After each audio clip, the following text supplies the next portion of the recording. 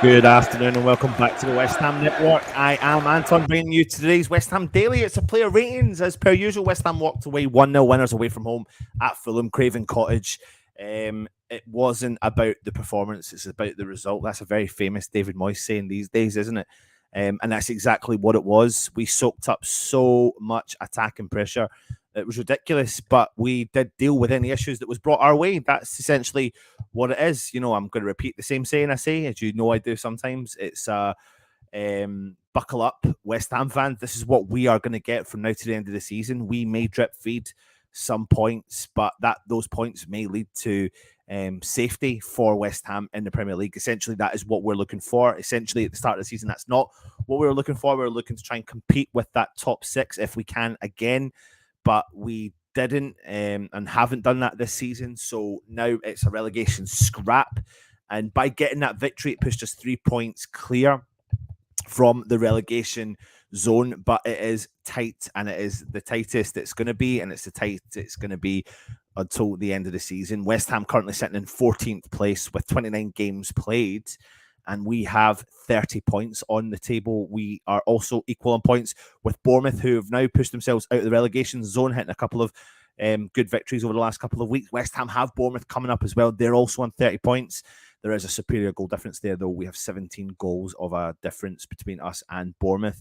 Below us and Bournemouth is Leeds in 16th place, who currently have 29 points. Everton on 27, joint with Nottingham Forest, who now are in the relegation zone on goal difference as the 10 goals to the difference there between those two clubs. Leicester struggling 5 points, and West Ham have a 5-point gap on second from bottom, and then an 8-point gap on Southampton, who lead the way at the bottom, or lead the way, I should say. Don't lead the way at the bottom of the table in the Premier League. But we are going to be flying through our ratings today, because I do need to be off here by 12:40. But I just wanted to bring to you the opportunity for you to get your ratings across. Fulham had 77% possession compared to West Ham's 23% possession. So it's an absolutely dominating possessional game for Fulham, but they couldn't break down our defence. They had 16 shots in total, only 3 on target, 2 off target. But here's an interesting stat for you: 11 blocked shots. 11 blocked shots. You can show how busy our defence was on the day as well. 11 corner kicks to West Ham's 4 as well. So West Ham on the day, I mean, another crazy, fascinating stat, fascinating if you're a neutral fan, is the amount of passes that both teams had. Are you ready for this? 659 passes Fulham had in the game against West Ham. How many do you think West Ham had? 196 in total. They had an 88% success pass rate from those 659 passes. We had a 62% success rate. So we went in with the mindset to defend. Defend is what we were going to do. Defend is what we did. And defending is what gave us those 3 points at the end of the day. Yes, I get it. The performance doesn't necessarily count. It's all about the results end of the season. It's all about the 3 points. That's what we got. We pushed ourselves up the league a little bit more.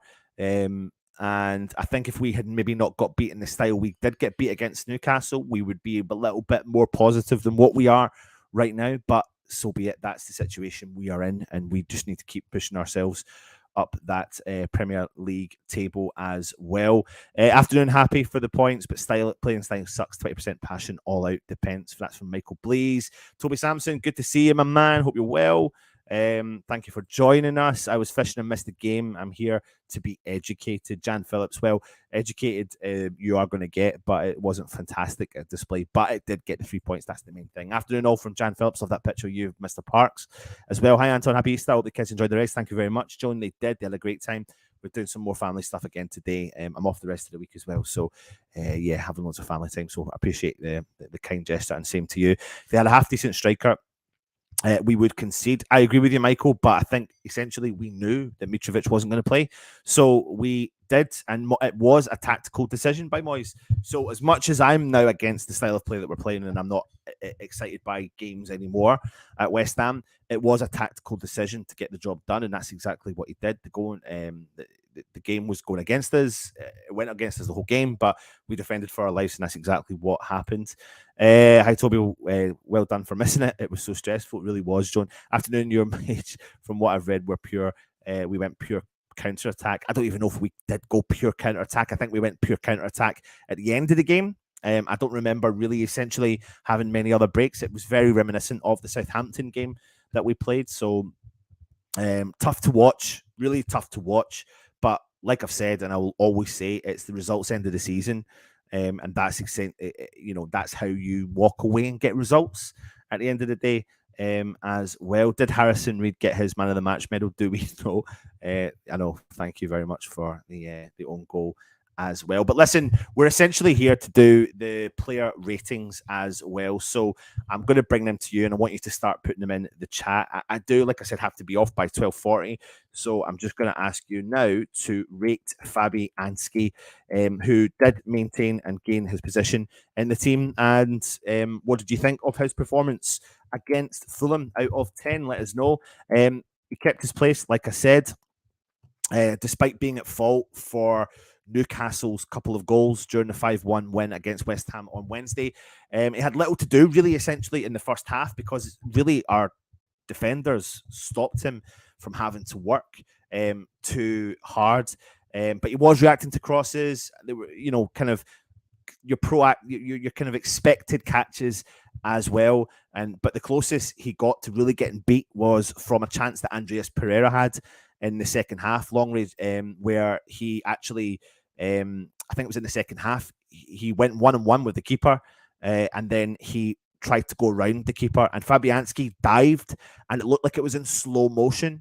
It really looked like it was in slow motion, but he then kind of left off his leading foot and catapulted out and fingertipped the ball away from Pereira. I'm telling you what, that many points, because that was I don't know how you say it. Was it a match-winning? Because we won the game, but I think essentially it probably was. It gave us that chance to go ahead and get something from the game. But so for that, I gave him a 7. I think he deserved a 7. I think he came from a calamitous performance against Newcastle, and then he walked away with saving our skins, really, because we really didn't need a draw in that game. And if it wasn't for him and that save, then that's what he got. He said we went 7 at the back. Fabianski saved us. Absolutely, gets a 7. Michael gives him an 8. Did he make up for his howler, John? He certainly did. Unforgivable howlers, essentially, but that save alone was absolutely fantastic. Fabianski saved us an 8. John McCarthy Fab's 12 out of 10. Adam said it's all about staying up, so how we win isn't important at the moment. It'll be great to beat Gunners and stop them winning the league and stay up with the Conference League Cup. That would be the season, absolutely. Joan, he was solid, made up for last week. Toby Fabianski gets an 8 from you. Alan Dunn gives him an 8. Joan says, when Anton was commentating on that save and they died from stress, yeah, I mean, it was a tough watch. I'm not going to lie to you, it was a tough watch. I agree, Adam. 17th in the win in the Conference League would be the best season in my lifetime. Can you believe it that we're even saying that? Yeah, absolutely. Go and win the conference. I'm just, I see. I know what you mean. Vince Holmes says if we come 15th and around there and we win the cup, that best we've done since 1980. So till then, we should back off Moyes and let him win the fan. Something we've done since 80. People, can you? Oh, is it dropping in and out? Do you know what? Maybe it's this. 2 seconds. Let me just see if you can hear me now. Please tell me if you can hear me now. It's a bit disappointing. Let me just see. It's not. I don't think it's the internet. Can you hear me now? I think I can hear me now. It's definitely not the internet. I think hopefully you can hear me now. Maybe I need to stop pulling at this microphone. Please let me know if you have got me back as well. If we come 15th, yeah, I agree with that. Ashley Kemp, what happens to Moyes after he get out of jail against Fulham, get no points against Arsenal? Right, hopefully that's sorted. Please let me know, guys, if that is sorted now before intermittent. Fine here, Anton. Yeah, I've just checked it as well, so it's fine on my phone. Still dropping out. Really? Let me have a look.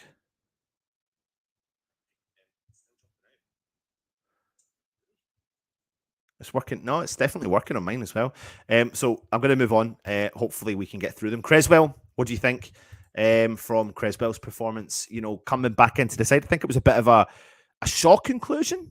Was it really? I mean, for me, it was. He started left back in his first full league outing since January defeat away at relegation rivals Wolves. Emerson was amongst 5 of the changes that Moyes made. He was good. I thought he had a good display, considering he had a lack of game time. So yeah, I thought he caused problems early on with crosses, similar to like Sefao. He found himself in the right positions to clear up, the onslaught of attack that was coming our way. And I think he gave a solid performance, essentially. So yeah, I think that was that was key. So I gave him a 7. I gave him a 7. What do you say? Rate him out of 10, please. Without Fab, we'd walk away empty-handed. You're right, Mikey, mate. You are right. Crazy gives him an 8. I've scored him a little bit down just because I've scored. You'll see why and where I'm going with my scoring in a second as well. Adam Cook gives him a 6. Michael Blease gives him a 7. I thought it was a good, solid performance for a player that's not played a lot of Premier League fixtures. I think it was a little bit harsh on Emerson, to be honest. I don't think Emerson's massively put a foot wrong, if I'm being brutally honest. It's good that we've got players that now are challenging for that position. Essentially, what they did was, though, they shut up shop. That's what they needed to do. They need to shut up shop after that terrible performance against Newcastle. Individual errors, all that sort of stuff. And yeah, Michael, he did find his hat. So I gave him a 7 for that reason, and that reason I am alone. So I'm going to move into the centre half pairing. Are you ready for this? I mean, what a performance from the two centre halves. I mean, I'm going to have to talk about the two of them at the same time because I think that they both absolutely deserve it. Ogbonna came into the side after Agerd had a couple of mistakes. Again, probably quite harsh on Agerd, but he made his first league start since our 4-0 loss at Brighton last month. And he showed real leadership like Zuma did as well. He was forced to be reckoned with. He was like an Italian brick wall. Nothing could get behind him. He was excellent in the air with his positioning. He's saving his best for the second half when he's sliding into Vinicius's cross. And it looked like he actually stepped up to be a leader when we desperately needed it. Let me give you some of the individual stats for Ogbonna, who played the full 90 minutes. He had 12 clearances in that game, 2 block shots, 3 interceptions, 1 tackle. He won 100% of his ground duels. He won 100% of his aerial duels as well. He had 30 touches with a 70% pass completion rate. For that reason and that reason alone, I should have put a gold star beside his name because he gets the man of the match for me in this game. And you know how tough that is for me to say that. But he did. He deserved it. He was fantastic and he had a really, really great performance. I'm going to jump into the comments in a second, but I'm going to talk about his pal beside him, Kurt Zuma, who I also marked as an 8 as well. I thought the two of them were absolutely dominant in defence. And he was the only player from that defence that actually started in the game against Newcastle. So with him and Ogbonna beside each other, they were a force to be reckoned with. They made a crazy amount of tackles, a crazy amount of clearances, and really were defensively dominant for West Ham. His individual stats for the game were also 13 clearances, 2 block shots, 1 interception. He won 50% of his ground duels. He won nearly 100% of his aerial duels, and a lot more aerial duels than what Ogbonna did. He touched the ball 28 times with 57 touches of the ball. I think they were probably the highest rated players in terms of touches as well. So Zuma and Ogbonna both get an 8, but I think Ogbonna just gets the man of the match performance as well. Cressy gets a 6 from Adam Cook. John McCarthy gives Cressy an 8. Creswell 7, good crosses from Joan. John McCarthy gives Oggy an 8. My man of the match was Oggs, the old man, still has it at a 9. Joan gives Ogbonna was a leader of men. Adam Cook says he was an 8. We were lucky to have him. He gets a 9. Steve Tyler says all of this talk of the dressing room unrest, but the changes made on Saturday. Creswell, Ogbonna, Sufal, Fornals, and keeping Fab in goal. It's the players that have trusted him in the past 2 seasons. Absolutely. And I think he resorted to type. That's. I said it in the group chat that I'm involved in.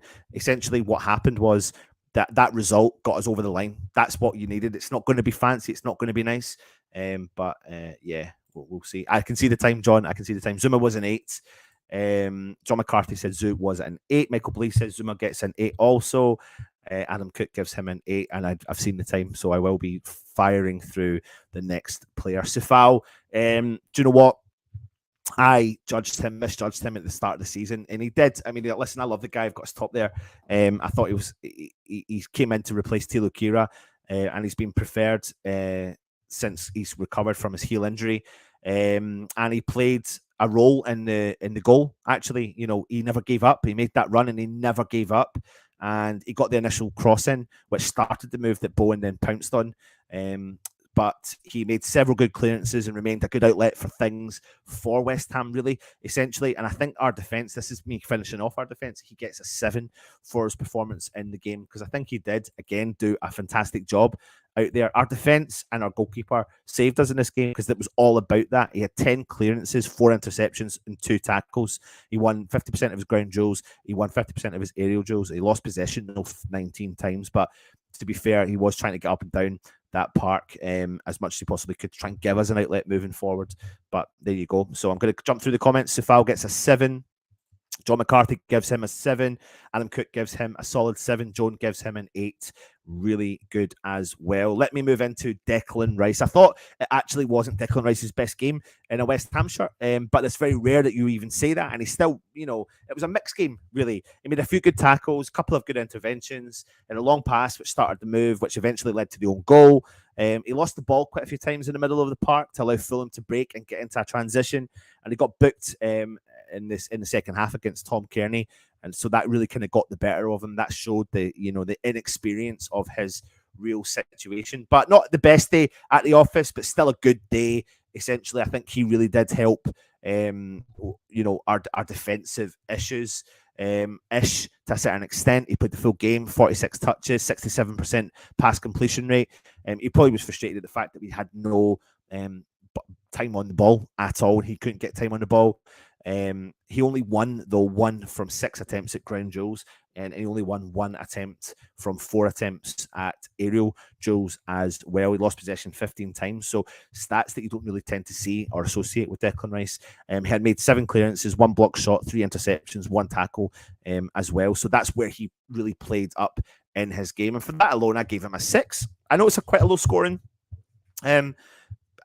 Quite a low score for Declan Rice, but I think he kind of warranted that there. It's not an awful performance, it's not a great performance, but we're so used to 8s and 9s from this man week in and week out. So he's had a little bit of a bad day at the office, and we've won. So essentially, we're playing Arsenal next. You need him. He needs to be a 9. He needs to be an 8 and a 9 against Arsenal if we're going to stand a chance of trying to turn up and do a job against them.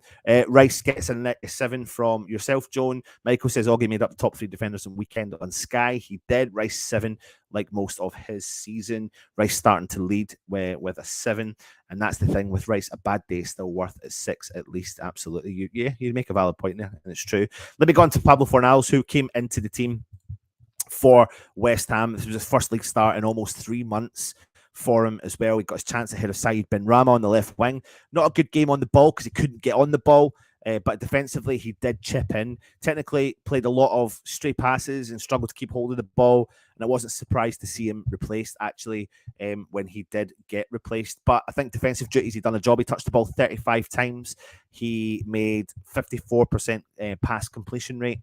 He was accurate with 50% of his balls, accurate with about 40% of his long balls. He did get stuck in. He won nearly 75% of his ground duels. He won 100% of his aerial duels, and he only lost possession 14 times as well. He did make 4 tackles and had 1 block shot in the game. So for that alone, I think he's done a really reasonable job. He gets a 6. He's same as Declan Rice. Not the best day at the office, but he did chip in defensively. But going forward, really struggled. But who didn't struggle going forward for West Ham as well? Put your comments in. I am having to fly through them as well. So Michael Blease gives Pablo a 6.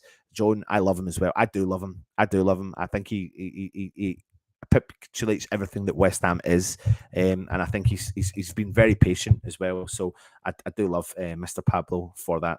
Adam Cook says Fornals 6 shouldn't have come off for me. Never stops for the team. Yeah, probably an element of you're correct there. Souček though, let's get on to Tommy Souček.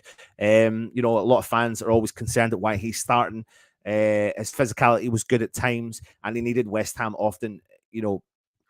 As often as West Ham had a direct approach, we really had to play a physical game. So he's still not the best at passing.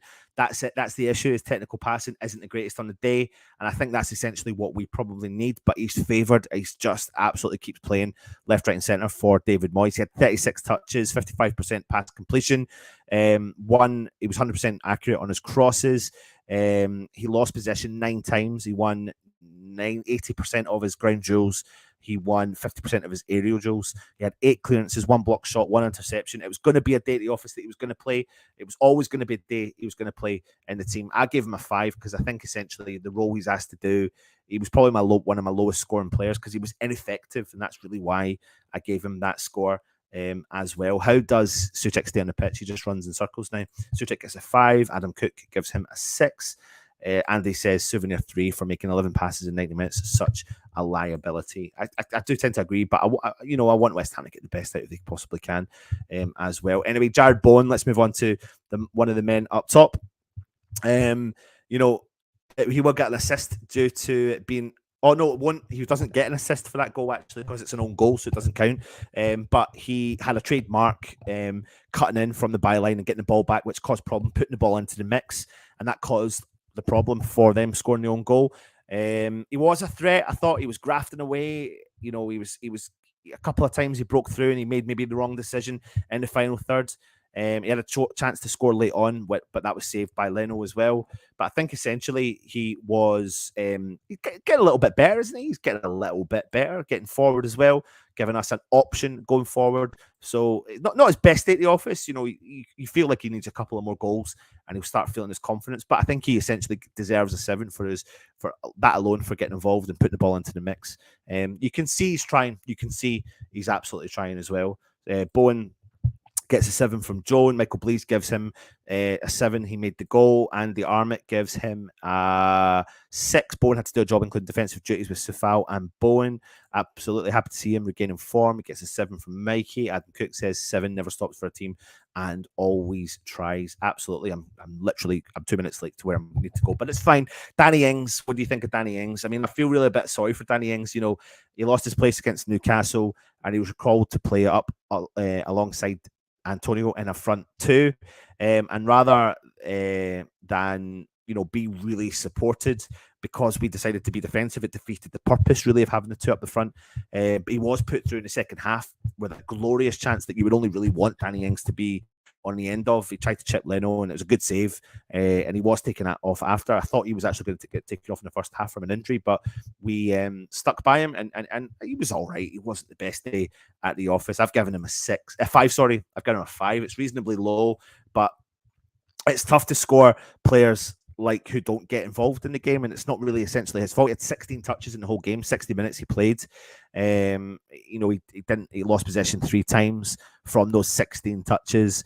He made 3 clearances. He had to do his defensive duties, but him and Souček probably were the worst players on the park for West Ham that day. So Ings tries so hard, injured again, 6. Michael Blease says 6, playing injured by the look of it. Lost soul in our system. That doesn't suit him either in a 2 or a 4. I think if it suits us, he would be okay in our system. If we were progressively playing forward, then we would be making the 2 strikers count, but essentially we were just null and void for them playing when we had the 2 up top as well. So let me move into our last number, our starter, you should say, and that is Mickey Antonio. Again, very similar to Danny Ings. I think he had a bit more of the game involvement. He cut back. He had 34 touches, so doubled what Danny Ings did do. As well, he did win 50% of his ground duels. He won 65% of his aerial duels. He lost possession 17 times. He was fouled quite a few times. He made 1 clearance. He made 1 tackle. But I think he deserves to get the 6 for that because he did come back and do his defensive duties. He was never going to get a chance. He did get 1, I think, that was blocked off and went out for a corner. But it was always going to be a game tough for any striker because you've seen the stats, 74% possession against West Ham compared to anything else, so it's always going to be a tough day at the office. Michael Blease gives him a 6, needs to improve his hold up play. Andy Armit says Antonio ran a lot, never got a goal threat though, 6. John McCarthy gives him a 5. Adam Cook says 6, tries hard but he's not a striker. Let me jump on to the substitutes for West Ham. Ben Rama came on, he got 30 minutes for Fornals. He didn't really get a chance to express himself that much. He did see an effort from range on the counter-attack go wide, which I think he probably should have put on target minimum. and he did create one late chance on the counter, and Bowen obviously fired the ball straight at Leno. I gave him a 6 for his performance. I thought he'd done all right. He kind of changed it up a little bit for us, but essentially I'm disappointed in his final third, and I think if Ben Rama wasn't going to play, I would have wanted to see Cornet start, so I was a bit disappointed it was Fornals. I love Fornals, though. It's not taken away from that, but if you think that you're going to get the defensive mindset, but you don't give yourself an option in going forward, and I think Cornet would have helped us potentially put the game to bed a lot earlier. I know he missed a big chance in the game as well. So there you go. I've given Benny a 6 for that. He gets a 5 from you, Adam Cook. Johnny gives him a 5. Benny does try to get on the front foot. 6 from Andy. Luthers gives him a 6. Countdown. Michael says 6 would have scored if Cornet looked up. Your countdown 6 is fair. Flynn Downs came on. He made a substitute appearance for Danny Ings, who came off for him, and then the fans started singing "You Don't Know What You're Doing" when that happened. But I think he pressed well. He was given a forward-thinking role again, which is what David Moyes seems to want to be doing with these kind of defensive-minded midfielders. He gets a 6 from me. I thought he was okay. He's a more technical player than what Tommy Souček is. If you're going to be playing Tommy Souček, I think I'd rather see Flynn Downs, but I don't essentially want to see both of them in a respectful manner because I want to see more forward-thinking players. But we're not going to get that between now and the end of the season. But I'd like to see Downs replace Souček if that is what is going to happen. I've given him a 6. Adam Cook says he gets a 5. John gives him a 6. Luthers gives him a 6. Joan gives him a 6. He'll be great next season. Andy Armit gives Downs. Downs shows Souček how to break up play and pass the ball. I completely concur with you on that one as well. And last but not least, Max Cornet. He was brought on with seconds of normal time remaining, although he would have probably hoped for a start in the game, and he should have scored in stoppage time when pouncing on a bad clearance from the defence of Fulham, but he shot straight at the keeper. I think, to be honest, he probably would have put that in the back of the net if he'd have started the game. I gave him a 5 just because I think everyone who comes off starts in a 5, and if they do anything bad, they start working their way back. If they do anything good, they work their way up. So everyone starts in the middle term and then and work up and work back. So I think finding that space and that time shows us what he's capable of doing. It is a bad miss, but I think if he'd have played the full game, that would have been put back and put into the back of the net as well. John Cornet 4, a bad miss. Cornet a 3 for not scoring a pass into Benny. John McCarthy, yeah, that is maybe I should give him a 4 for that because he could have squared the ball when he put the game to bed, albeit with a few seconds to go. Cornet 5 should have scored.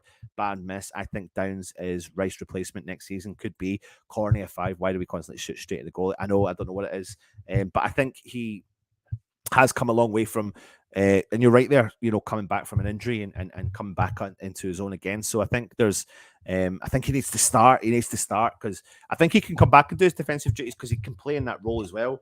But I think essentially we know that he's been involved in a relegation scrap. He scored goals in a relegation scrap. He's got Premier League experience. He's back to fitness. He needs to start. That's the key element. I think if he starts, I think he would probably get that opportunity a lot earlier in the game that could put the game to bed a lot earlier in the game as well. So there you go. There is the very quick match ratings for the game against Fulham. Short and sweet. Sorry, I do need to go. Join us for the Hammers headlines around about 5 o'clock. You will see that out there then. And then we'll have all our stuff starting for, of course, the Europa Conference League as we move into the month of April with 3 points distance between us and the bottom 3. Let's hope that continues. Short and sweet. Hope you're well. Thanks, Joan. Thanks for joining us. Take it easy, everyone. And, of course, come on, you Irons. Cheers.